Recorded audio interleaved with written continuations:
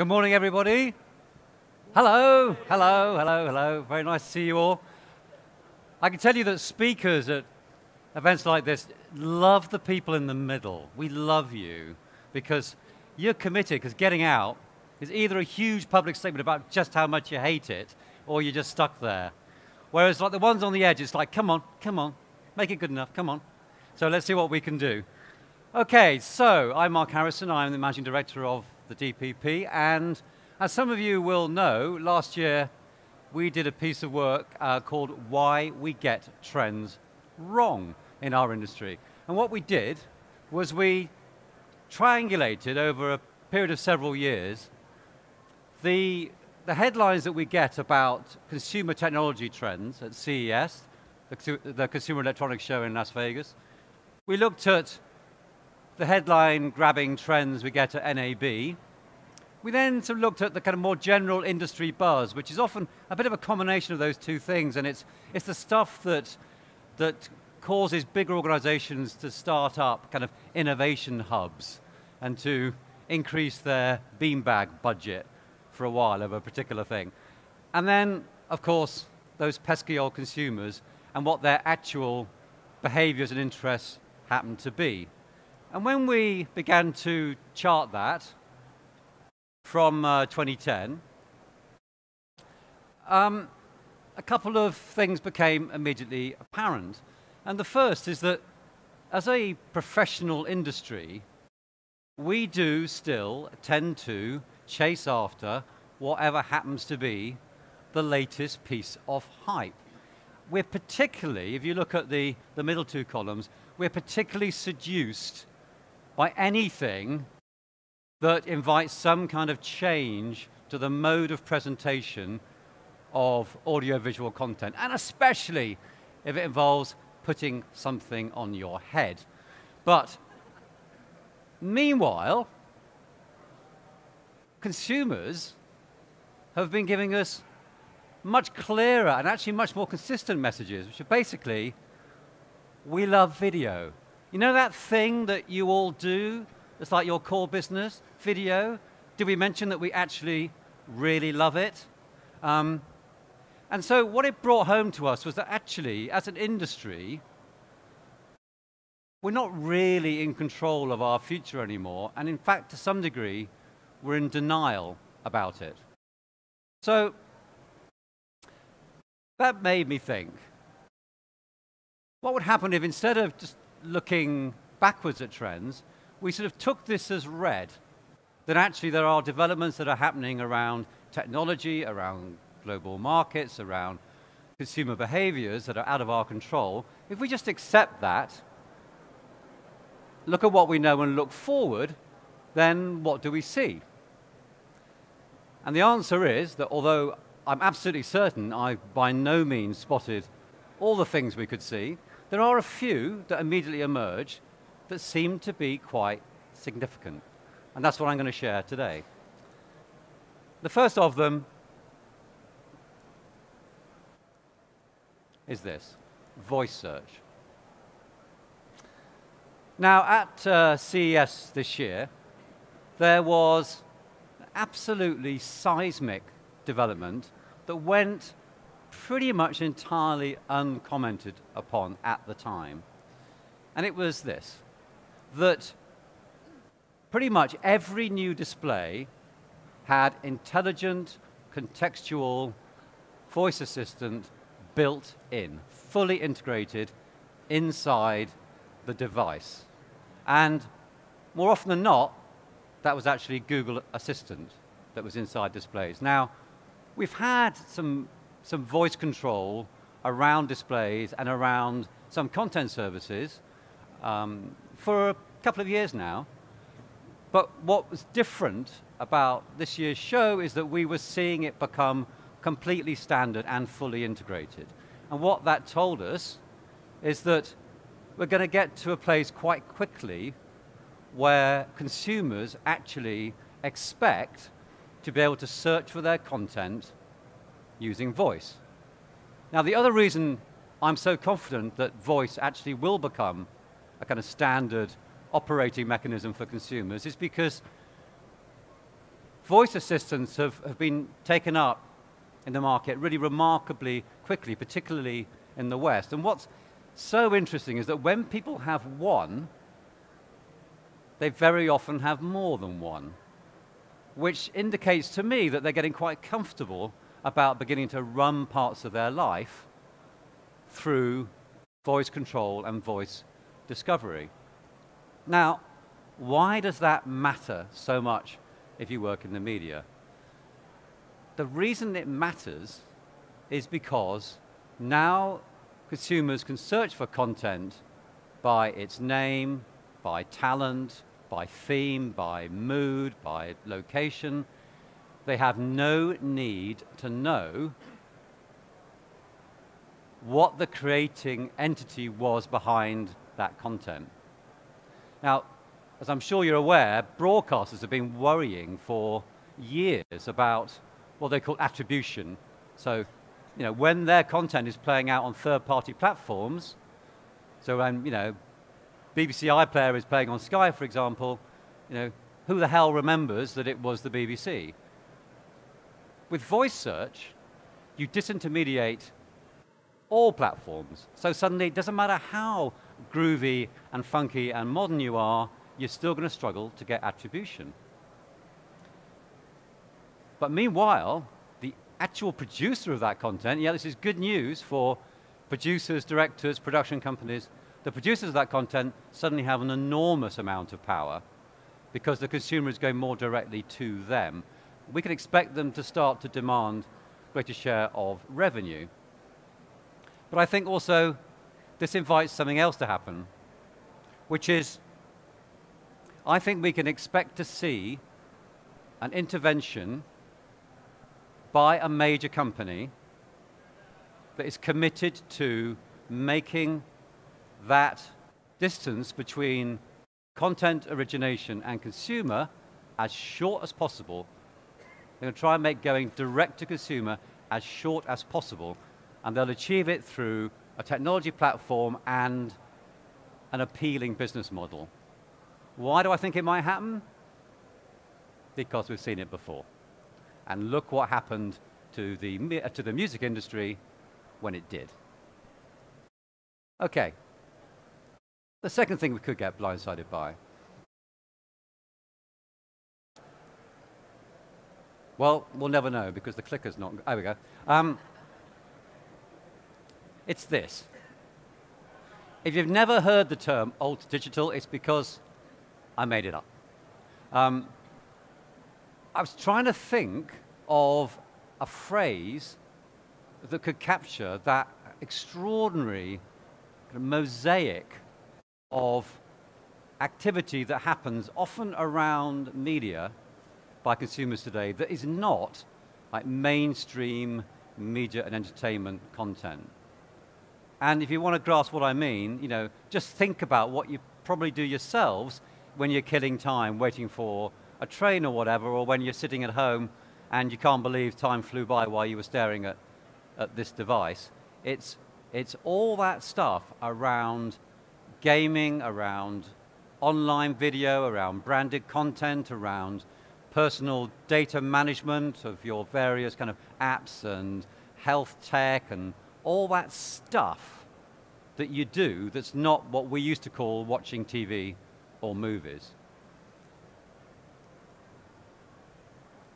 Although we've been kind of transfixed by the growth of video on demand for the last few years, actually, in the world of digital media revenue, and this is quite a conservative view where kind of alt digital is only described as digital music, video games, e-publishing. Nevertheless, video on demand has never been more than about a third of those revenues. And although it's been growing strongly lately, it's actually due to flatten out.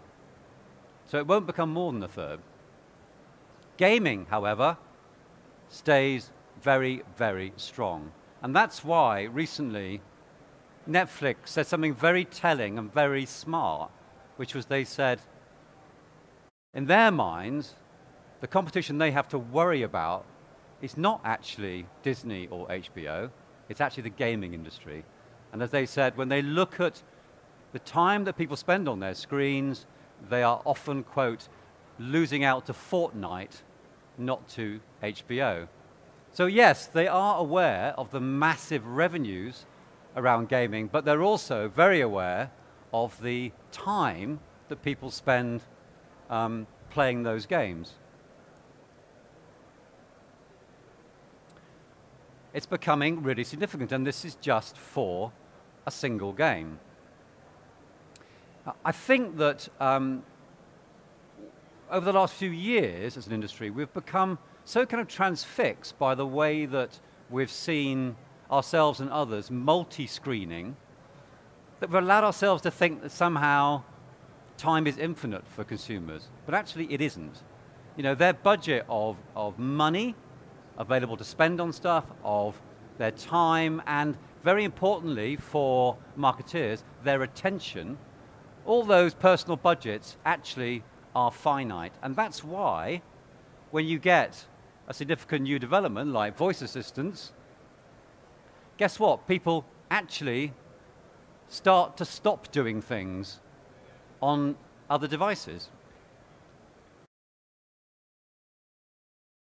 Now, the reason that we don't kind of all live with this picture the whole time, I think, is because when we consider all that kind of alt digital activity, we haven't got a framework for it.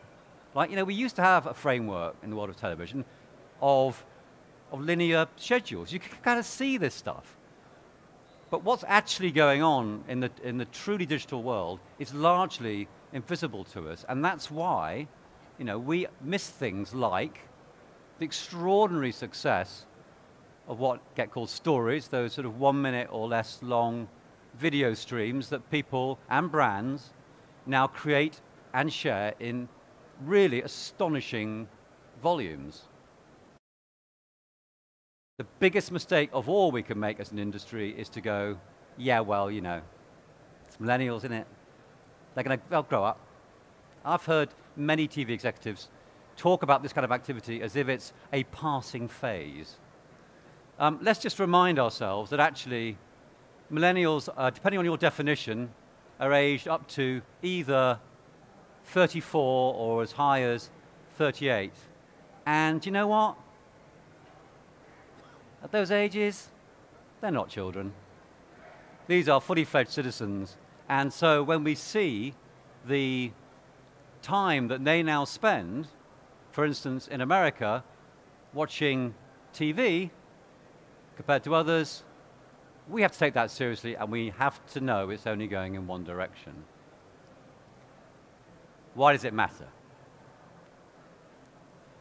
I think it's hard to overstate the role that television has played, along with its supplier community, in forming the heart of the media industry for 7 decades. And what we're beginning to see is a polarization. On the one end, we've got premium content, so that's movies, an increasingly blurred line between movies and high-end drama, major sports events, high-end documentary, premium stuff, that extraordinary diversity of alt digital activity, which also includes the massive block of gaming, and then squeezed in the middle, this thing called kind of ordinary television, the kind of lower budget stuff, which in fact is often around lifestyle content that already online is doing better and serving enthusiast audiences better. If TV drops out suddenly of our industry, then we are going to see a reshaping of it, which actually puts what's happened so far into the shade. Next up, out of home. Do you see what Intel did there? Okay, now this story begins with the Internet of Things, which first began to be hyped around about 2014. And it was particularly around the promise of the delivery of the smart home. Now, there was always a problem with the smart home, which is the smart home takes these sort of marginal human dilemmas and tries to solve them by imposing this considerable technology overhead on the consumer. Very hard to do quite simple things. So it's not surprising that actually the take-up has been very slow. Now, if you move that to outside the home, you'd say, well, look, it's even worse. I mean, cities, they're incredibly messy, complicated places. The countryside, you can't get any connectivity. National regulations, local regulations, it's a nightmare. It is. Except what technology companies are beginning to realize is that actually there are a whole load of very well-populated and significant public spaces that are highly constrained. And by that I mean shopping malls, amusement and leisure parks, resorts, airports and other transport hubs, even the workplace, and in fact even factories. These are all really important spaces, but what happens in them is well-defined, well understood. The problems that need solving are much more easily describable and easier to meet. And that's why major tech companies are beginning to focus upon technology around robotics, automation, AI, that meets those kinds of needs. They've also worked out, by the way, that of course, kind of innovative tech in those spaces itself becomes a tourist attraction. It doesn't even have to be that great. Just for being entertaining, it will get attention. A great example of all this is that I think that we've tended to get obsessed when we talk about driverless cars with the notion of the kind of family saloon thundering up the freeway with nobody at the wheel. But actually, for most of us, the first experience we're going to have of an autonomous vehicle will probably be an autonomous public shuttle, a bit like this, almost certainly if we go to Disneyland or we go and stay in a big resort hotel. Much, much easier to implement. The other thing which is getting these tech companies so excited is that all this is just timing nicely, although it's not a fluke, with the arrival of 5G. So 5G becomes an enabling infrastructure for out-of-home IoT, but also it makes it much easier to bring media and content into all those public spaces and to have interactivity between the kind of technology we've just seen and people's personal media worlds. And that's why now, in out-of-home, kind of every screen and every surface is starting to be seen as an opportunity to display media. So this is not a photograph from the inside of an aquarium. This is a photograph of the inside of an autonomous public shuttle. Why does it matter? It matters because I believe that infrastructure providers, tech companies, investors, and crucially, marketeers are going to start to get infatuated by the potential of out-of-home. That is going to contend that already, highly competed for spend that we talked about in the world of old digital. A lot of money is going to rush to this space. The good news, again, for producers, a huge amount of opportunity to make content, but a very different kind of content. And a lot of companies are going to have to think quite hard about how their content's going to play in these kinds of realms. Okay. The last big one, you've got to talk about China. And particularly, you've got to talk about these guys. Tencent. Tencent has the highest gaming revenues of any company in the world. They earn as much each year as Microsoft and Sony do through gaming combined. Baidu is the second most popular search engine in the world. That's largely because it has 75% of the Chinese market. It also leads a huge consortium of companies around autonomous vehicles, including people like Daimler, Ford, Honda. Alibaba is truly the Amazon of China, completely dominating the landscape with huge revenues, but it also happens to be the company that provides voice control in BMWs, for instance, within China. So the makers of high quality technology. Now, if you consider everything I've just talked about with alt digital and out of home, that is writ large when it comes to China, not least because China specifically and Asia more generally is going to be where 5G really, really does take off. There are some within the media industry that would say you don't really have to worry about this because, just look at the data.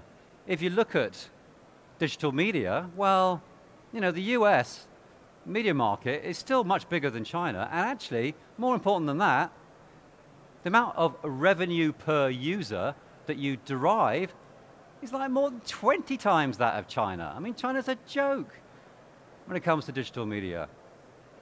Yeah, but that's if you don't take a kind of alt digital view, because if you look instead, for instance, at video games, well, the Chinese market's actually bigger than the US, and although the ARPU is not yet at US levels, it's starting to get into the same kind of ballpark. Then look at the potential around smartphones, the mobile environment. America is getting pretty close to saturation. China, an absolutely gigantic market, and they're only halfway there. And that's before you get to the prediction that this is going to be the place where those involved in development of 5G are really going to find traction. But if you want to look at one single indicator, look at this one. It's actually e-payments. So, Alibaba's Alipay and Tencent's WeChat Pay each handle more payments in a single month than PayPal's $451 billion a year. Now, that is an absolutely staggering amount of money, but what's more important than that? It's an absolutely staggering amount of data. They truly do know what everyone is doing in that country. And when you combine that with a much greater degree of comfort with video analytics, public realm cameras, there's astonishing amounts of information about consumer and consumer behavior. Now, we might think it's creepy, we might not like it, but if you happen to be a technology company that works in analytics and AI, you're going to find this very attractive. And it's no fluke that the highest funded AI startup in the world kind of last year was Ubtech, which was that one, and actually just become SenseTime, which is also a Chinese company. Again, why does it matter?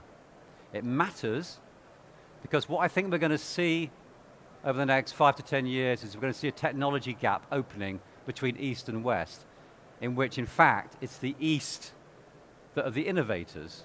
They're going to be leading in a lot of innovation. That kind of innovation and that kind of energy is going to have a cultural impact. It always does. So expect to see more and more kind of East-West cultural mashups expressed through content, particularly youth content. Expect to see more and more stories like TikTok. Any of you with young children will know about TikTok, the fastest growing social media app in the West. Where's it from? Yeah, you guessed it. It's a Chinese app, loved by all our children. So we're kind of done, but I'm going to finish with one other that actually we already all know. So it's just more a reminder than a kind of description.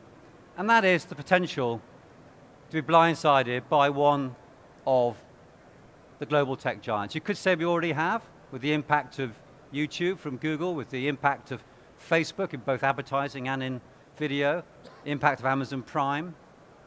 I suspect we've seen nothing yet, because I think there's an awful lot in what I've just said that leads us to expect that a company that doesn't have the kind of hubris of seeing itself first and foremost as a media company is more likely to do something highly disruptive.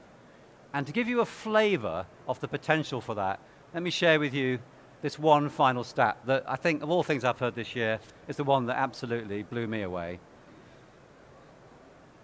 Apple has enough money in its offshore reserves to buy the franchise of every single team in every single one of the US's top 5 sports leagues and still have $50 billion change. That's the kind of intervention that they could make. So, should we be worried? No, we should be excited in many ways.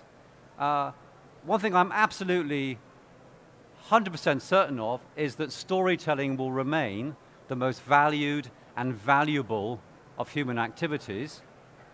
There's always going to be a place for great content. It's just that while we might all still be in jobs, making or shaping or distributing that, we might be surprised in a few years' time who we're working for. Thank you very much.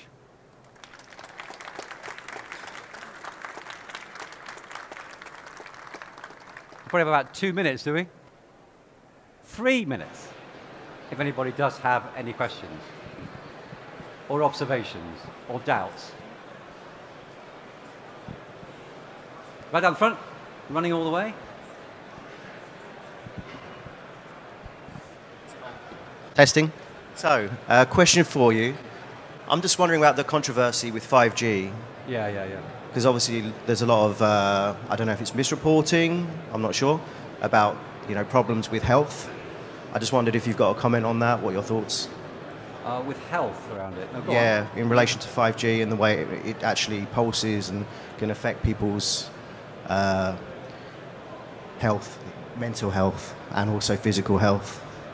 Yeah, Is there any truth in that? I don't know. I'm not expert enough to know. I think, but in a way, then you move to the bigger point, which is that kind of ubiquitous connectivity, the need for it is so great, it's going to happen. If there are issues, they're going to have to get solved, because it's just like there's an entire, $300 trillion industry out there around technology for consumers that needs ubiquity. So the drive to it is I think, irresistible. Thank you. But I will go away and look into that one. Thank you.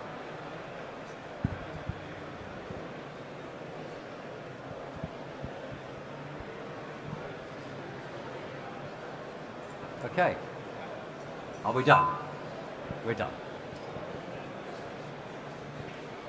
Okay, then I'll take this last moment to just give a quick advert, which is, if you look directly behind you, you can all turn and peer. Look at that. It's a lovely little Land Brandenburg stand there. Inside it, you will find the DPP and Transfer Media's Film Tech app, which has just been completely reworked and relaunched with new features and a new interface. So when you leave here, feel free to crowd that little stand and find out more about our Film Tech app. Thank you very much. Thanks for the advert.